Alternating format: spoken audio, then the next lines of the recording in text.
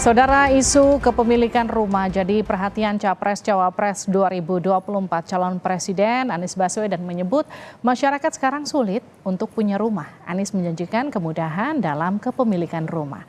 Lalu bagaimana data kepemilikan rumah saat ini? Data dari Housing and Real Estate Information System 2022 terdapat lebih dari 10,5 juta rumah tangga belum punya rumah.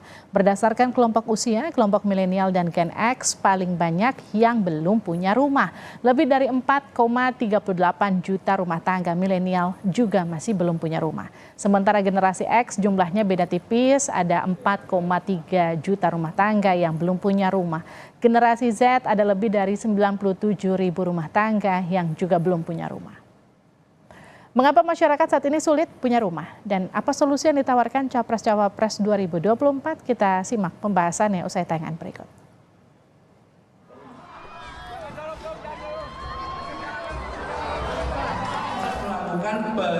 Calon Presiden nomor urut 1 Anies Baswedan berjanji bakal mempermudah pengajuan kredit perumahan rakyat KPR untuk pekerja informal. Anies mengatakan masyarakat belum bisa punya rumah lantaran persyaratan yang sulit, termasuk persyaratan dengan perbankan. Ia pun menjanjikan jika nanti terpilih, aturan untuk mendapatkan KPR bakal diubah.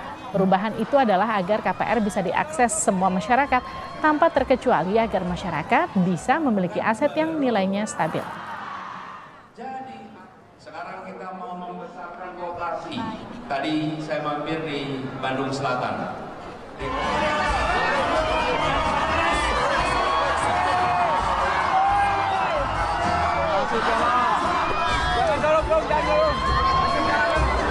Banyak sekali masyarakat yang pada saat ini membutuhkan rumah dan mereka membutuhkan akses untuk bisa KPR.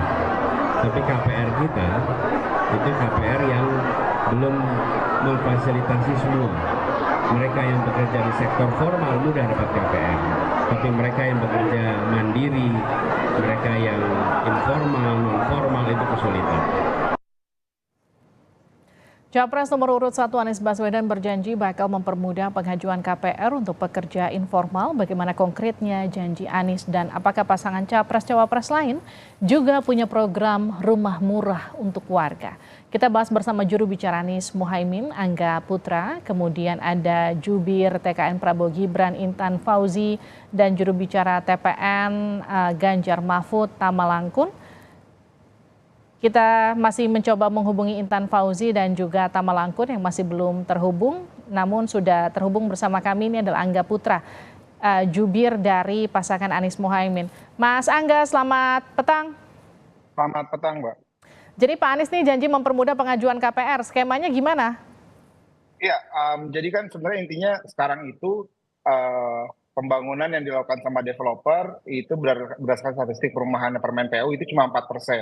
Nah, salah satu saluran untuk menyalurkan KPR itu lewat pembangunan yang dilakukan oleh developer gitu. Jadi LPP itu cuma bisa dipakai oleh developer, sehingga kita itu berniat untuk menaikkan itu, menambah itu gitu. Jadi kontribusi developer bisa lebih banyak, dan orang-orang yang sebelumnya membangun sendiri yang 82% itu yang belum bisa akses KPR itu juga bisa akses ke KPR gitu, sehingga orang-orang bisa lebih mudah untuk dapat. Karena kan segini, sekarang itu orang bisa dapat KPR dengan mudah itu kalau dia kerja tetap. Sedangkan di era sekarang itu orang tidak semuanya kerja tetap gitu, banyak yang kerjanya by kontrak gitu ya.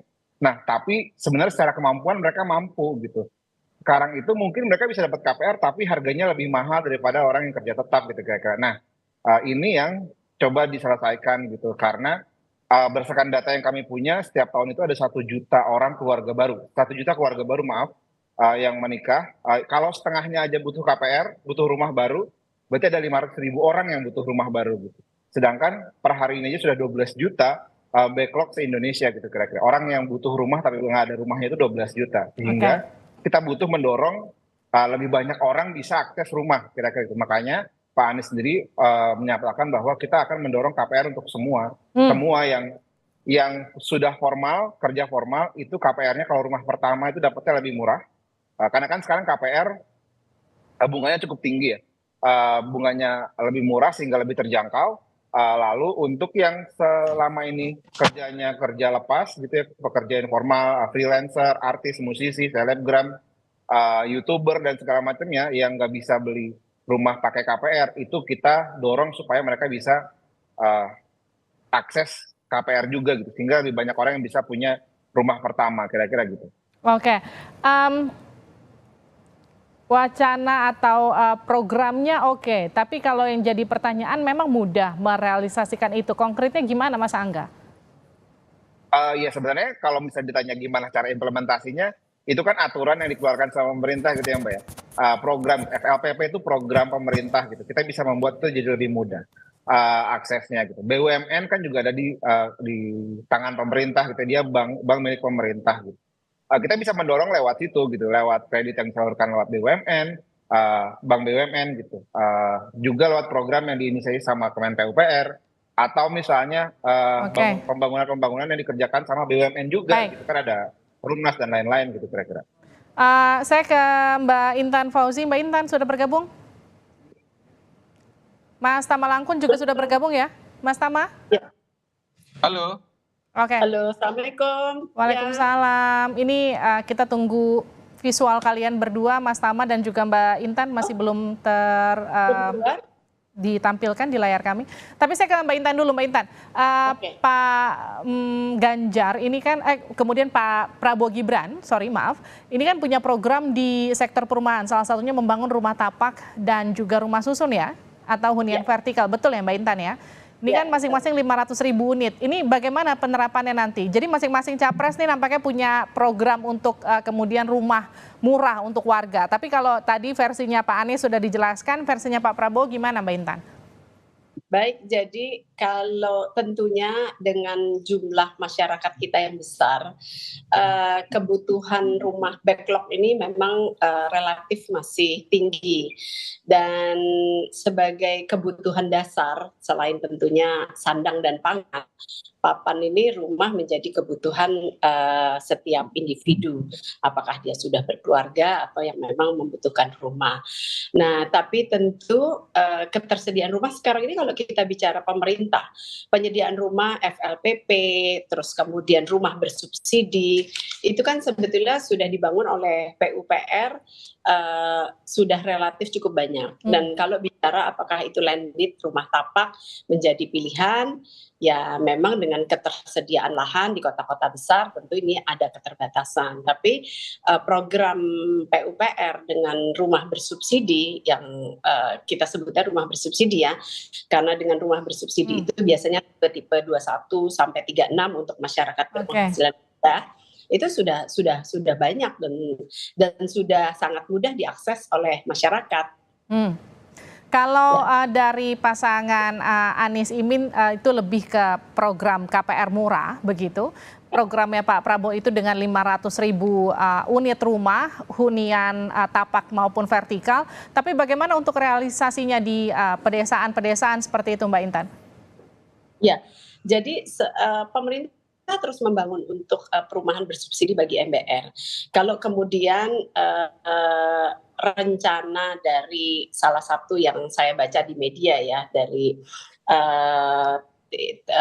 nomor 1 bahwa kemudian untuk pekerja informal bisa KPR itu tidak dipermudah. Tentu siapa yang tidak setuju, artinya kita semua menginginkan rumah dengan mudah. Tapi kan perlu dilihat menyelesaikan satu masalah. Menyelesaikan satu masalah di mana masyarakat bisa mendapatkan akses mudah, tapi kemudian NPL tinggi, ini akan jadi masalah besar. Baik, Mbak Intan, kita jeda sejenak, nanti kita akan lanjutkan. Saya juga akan memberikan pertanyaan mengenai program kerjanya pasangan Ganjar Mahfud bersama dengan Mas Tama, tapi kita harus jeda azan maghrib terlebih dahulu untuk wilayah Jakarta dan sekitarnya. Kita kembali lanjutkan perbincangan mengenai program Capres-Cawapres di Pilpres ini mengenai rumah murah untuk masyarakat. Saya ke timnya Pak Ganjar Mahfud, ada Mas Tama Langkun. Mas Tama, Pak Ganjar Mahfud ini kan punya program 2 juta rumah per tahun, betul ya? Koreksi saya kalau salah. Ini bisa nggak tercapai? Cara untuk menuju ke sana, apa yang sudah direncanakan? Programnya seperti apa nanti? Halo. Yes, Mas Tama. Ya, nah terkait dengan ide ini tentu saja kalau dari program kita ya Mbak, jadi dari pasangan Ganjar Mahfud kita memang akan merencanakan ada 10 juta sampai dengan tahun 2029 itu Oke. adalah rumah atau hunian begitu untuk pasangan muda. Jadi memang secara program ini coba kita lakukan itu melihat atau belajar dari hal yang Mas Ganjar kerjakan itu di Jawa Tengah. Kita ada program tuku lemah oleh oleh rumah, kira-kira gitu. Jadi bahasa Jawanya kita beli tanah dapat rumah. Nah dalam konsep itu tentu saja kita harus melihat bahwa masyarakat nanti kita akan siapkan untuk bisa membeli tanah dan kemudian untuk rumahnya itu bisa dibangunkan oleh pemerintah. Dan tentu saja ini semuanya menggunakan skema kredit. Jadi dalam konteks seberapa visible program ini dikerjakan, tentu saja kita harus melihat dari berbagai macam aspek, berbagai macam faktor. Jadi kita juga tidak bisa kemudian membebankan semuanya kepada perbankan. Karena kalau kemudian kita misalnya menjanjikan DP 0%, nah tentu saja nanti yang kewalahan adalah perbankan. Kalau perbankan kemudian dia dalam konteks yang kolaps, kita bisa kembali ke 97, kira-kira begitu. Nah itu kita nggak mau terjadi. Makanya kemudian tetap tanahnya akan dikredit oleh masyarakat, itu jumlahnya ada sekitar 10 juta rumah, rencana kita sampai dengan 2029, dan secara pengerjaan tentu akan dibantu oleh pemerintah untuk rumah sederhananya, kira-kira begitu. Jadi ini menjadi penting, karena kalau kita lihat soal rumah ini udah menjadi kebutuhan begitu, khususnya untuk pasangan muda, begitu Mbak Livia. Lalu proses pendanaannya akan seperti apa Mas Tama nanti? Ya tentu begini, kalau dalam konteks pendanaan tentu kita akan melihat ya dari visi misi yang Mas Ganjar dan Prof Mahfud sampaikan, itu kita meletakkan 3 fondasi utama Mbak Livia. Yang pertama adalah ketersediaan anggaran atau pelipat gandaan anggaran, yang kedua adalah pemberantasan korupsi, dan yang ketiga itu adalah soal digitalisasi birokrasi. Nah tentu saja anggaran kita akan tetap memaksimalkan dari APBN maupun investasi, yang pada intinya adalah tetap masyarakat tetap harus membayar, meskipun kita akan bantu, kita akan buat murah dan sesuai dengan profil. Karena kalau kemudian kita misalnya hanya misalnya memberikan kepada masyarakat, kemudian secara perbankan dia tidak visible, itu akan membebankan bagi perbankannya. Nah ini yang kemudian harus kita pikirkan. Tapi yang pasti sampai dengan 2029 nanti itu 10 juta rumah itu sudah kita hitung secara fiskal pun juga secara kebijakan itu mungkin dilakukan. Nah itu kita sediakan untuk pasangan muda. Demikian Mbak Livia. Baik, ini katakanlah program-program antara Capres, Cawapres di Pilpres ini patut diapresiasi karena kemudian ini mementingkan pasangan-pasangan muda untuk segera memiliki rumah, anak-anak muda begitu. Tapi yang kemudian jadi pertanyaan adalah biasanya ketika pemerintah membuat satu pemukiman baru itu kan di luar dari wilayah yang kemudian sekarang ditempati masyarakat. Artinya mereka kebanyakan punya pilihan untuk aduh ngapain dia jauh-jauh harus pindah ke sana meskipun murah. Mendingan di sini aja ngontrak tapi nggak jauh-jauh untuk kerja. Nah itu gimana kemudian? Apakah ini kemudian juga dipikirkan oleh pasangan Capres-Cawapres Anda untuk kemudian menjembatani anak-anak muda yang enggan untuk direlokasi istilahnya untuk beli rumah jauh-jauh agak ke desa sana, mendingan mereka tinggal di kota. Nah itu gimana? Saya ke Mas Tama dulu, nanti kemudian semuanya akan dapat pertanyaan yang sama.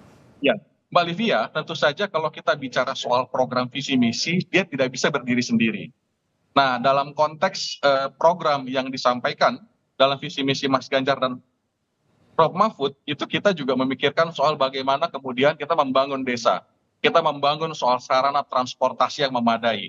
Karena ketika kemudian tidak terkoneksi antara desa dengan kota, dengan yang lain-lain, itu yang kemudian membuat orang tidak mau ke sana. Betul. Nah ini yang kemudian kita pikirkan juga. Jadi tidak kemudian dia berdiri sendiri hanya sebagai program, kita siapkan rumah, tapi kita pikirkan soal bagaimana dia menjadi sebuah kota penyangga, karena dalam konteks visi misi yang kita tawarkan, pembangunan itu tidak hanya bicara soal perkotaan saja, tapi juga desa. Jadi ada improve di sana, ada improve di sektor perkotaan, sarana transportasi, ini yang memudahkan koneksi antara perkotaan dengan desa, dan saya rasa juga hari ini terjadi Mbak. Misalnya orang-orang yang kerja di Jakarta, dia punya rumah di Bogor atau kota-kota penyangga lainnya seperti Bojong, Depok, dan lain sebagainya. Jadi saya rasa pola seperti ini itu sesuatu yang visible untuk dikerjakan.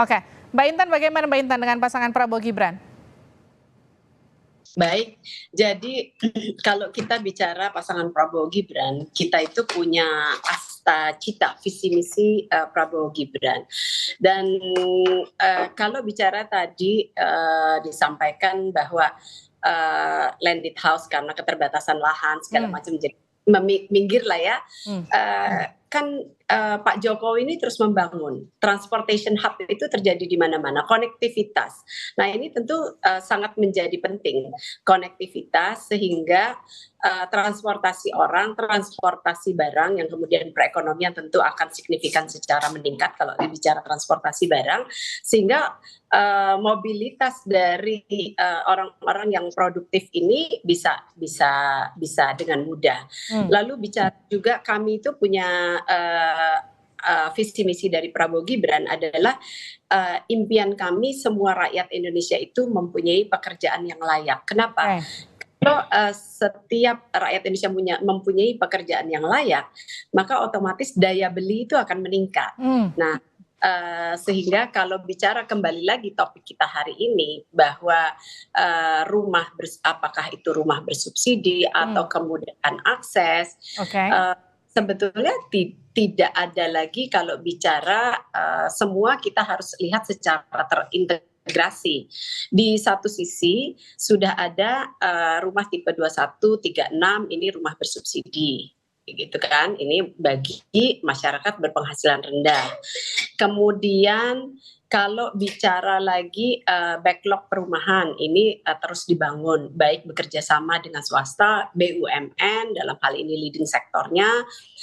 Terus kemudian di satu sisi lain kita harus tentunya memperkuat perbankan. Kenapa?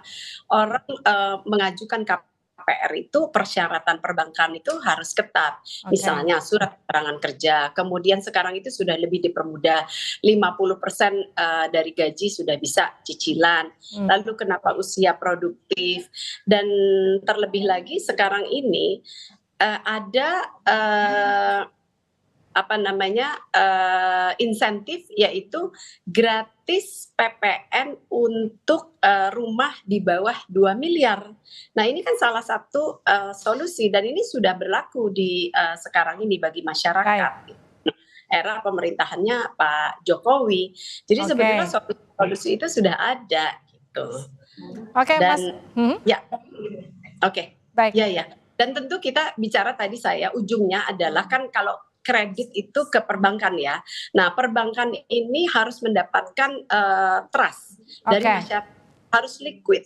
Karena apa? Karena dana yang dikumpulkan oleh perbankan itu secara undang-undang adalah dana masyarakat. Artinya perbankan itu harus betul-betul ketat, rigid, mengikuti aturan, sehingga masyarakat itu mendapatkan kepercayaan. Kita bicara misalnya nih, pekerja informal, apakah dia buka ataupun UMKM yang dia kan menyimpan dananya di perbankan. Nah, tentu setiap saat dia harus juga, masyarakat itu bisa mengambil dananya. Di sinilah pentingnya jangan sampai di satu sisi memberikan kredit perumahan lalu tapi NPL-nya tinggi, gitu kan. Nah, ya banknya kolaps yang tadi Mas Tama sampaikan. Kemudian juga dulu kita pernah mendengar juga rumah DP 0%. Ujung-ujungnya itu kan Rusunawa yang terbangun, kita bicara di Pulau Gebang nih, di Jakarta Timur ya, Rusunawa. Masih banyak yang belum diakses. Kenapa? Karena DP 0% itu persyaratannya ternyata juga tidak mudah, karena tetap saja ke perbankan kan, penghasilan 7 juta dan sebagainya. Sementara kalau kita bicara DP 0% dengan rentetannya banyak itu, sekarang ini juga sudah bisa DP persen. BUMN ini udah bisa nih sekarang. Baik, Mas Angga gimana Mas Angga? Ya, pertama klarifikasi dulu, DP 0 itu tidak ke Rusunawa, mungkin informasinya Bu Intan agak kurang tepat, tapi capaian okupasi dari DP 0 itu sekarang itu 90%. Jadi iya, itu di DKI Bu, karena saya ngerjain Bu, jadi saya tahu. Jadi itu 90%, alhamdulillah semua masyarakat tertarik. Cuma memang kendalanya berbagai macam kendala. Salah satunya adalah bahwa harga yang ditentukan terlalu rendah untuk Jakarta. Itu yang membuat suburbanisasi pindah urban strolling ke daerah-daerah yang tadi disebut.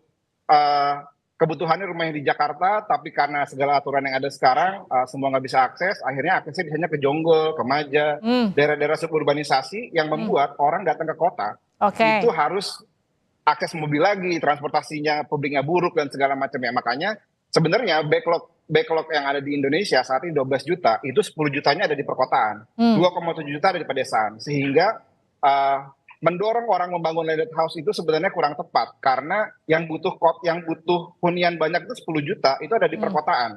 Perkotaan itu Bandung, Jakarta, Medan, Surabaya dan segala macamnya, di mana untuk bangun rumah landed itu juga susah gitu ya. Tanahnya udah nggak ada. Makanya dulu Pak Anies Baswedan di 2022 saat masih jadi gubernur itu mempermudah kriteria untuk membangun rumah tingkat kira-kira gitu ya, 4 lantai, 8 lantai, bahwa semakin dekat ke transportasi publik itu boleh membangun lebih tinggi daripada yang jauh dari transportasi publik. Itu yang sudah dikerjakan di Jakarta. Sehingga ketika nanti mendorong itu dibawa ke nasional, itu jadi lebih mudah lagi. Ketika kota-kota di Jakarta, kota-kota di Indonesia, itu ada rumah 4 sampai 8 lantai yang dekat transportasi publik, semua orang bisa naik transportasi publik yang baik gitu, transportasi publiknya dibenahi dan segala macamnya. Dan tadi ada bilang bahwa nanti NPL dan segala macam lalala gitu ya, kaitan sama bank gitu. Yang perlu dipastikan bahwa net interest margin di Indonesia itu udah cukup tinggi. Itu juga jadi concernnya Pak Jokowi, bahwa pendapatan bank dari bunga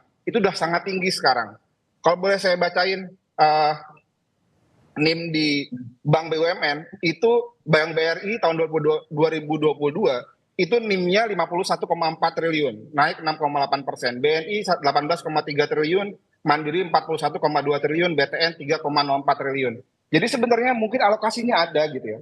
Bisa jadi dengan cara bank mengurangi keuntungannya gitu segala macam dan lain-lainnya gitu ya. Dan kalau menurut saya, negara itu tidak boleh antipati dengan orang yang berusaha punya rumah pertama. Kalau misalnya kereta cepat bisa dijamin oleh negara, proyek-proyek seperti IKN bisa dijamin negara, kenapa orang mau punya rumah harus dipikirkan nanti NPL, nanti banknya kolaps, nanti segala macamnya. Lah, program yang lain juga dijamin sama negara. Kenapa orang pengen punya rumah, itu negara nggak bisa menjamin itu. Ada Jamkrindo, ada Askrindo, toolsnya banyak, tinggal negara mau ngelakuin apa enggak. Dan kredit murah itu nggak cuma ada di Indonesia, Mbak.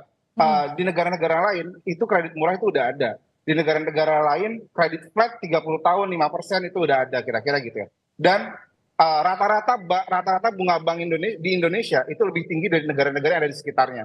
Rata-rata bunga bank di Indonesia itu 9% per tahun, tapi di Singapura, di Thailand mungkin 5%, 6% gitu. Jadi sebenarnya bunga KPR di Indonesia itu cukup tinggi, tapi bank juga punya dapat keuntungan yang lumayan dari bunga gitu, sehingga kita mendorong, misalnya satu lagi, kita mendorong BUMN juga nggak jadi market player gitu. Kita tahu ada hunian yang dibangun di atas stasiun di Jakarta. Itu dibangun sama BUMN, harganya sama kayak yang dibangun swasta. Gitu, kira-kira gitu sih. Baik, terima kasih semua sudah bergabung bersama kami di Sapa Indonesia Malam. Intinya adalah bagaimana merealisasikan itu nanti ketika terpilih. Jangan sampai kemudian ketika sudah terpilih, ketika ingin direalisasikan, banknya menjerit, kemudian masyarakat tetap nggak bisa dapat rumah murah. Nanti kita akan tagih ketika sudah terpilih siapapun itu nanti. Ya, terima kasih. Sorry, saya tambahin apa yang disampaikan Mas Angga itu sebenarnya apa yang dilakukan pemerintahan sekarang. Dan kalau bicara program, kami itu satu membangun baik nanti. Nanti kita lanjutkan lagi perbincangannya dengan waktu yang agak lebih cukup panjang. Terima kasih sudah bergabung di Sapa Indonesia Malam.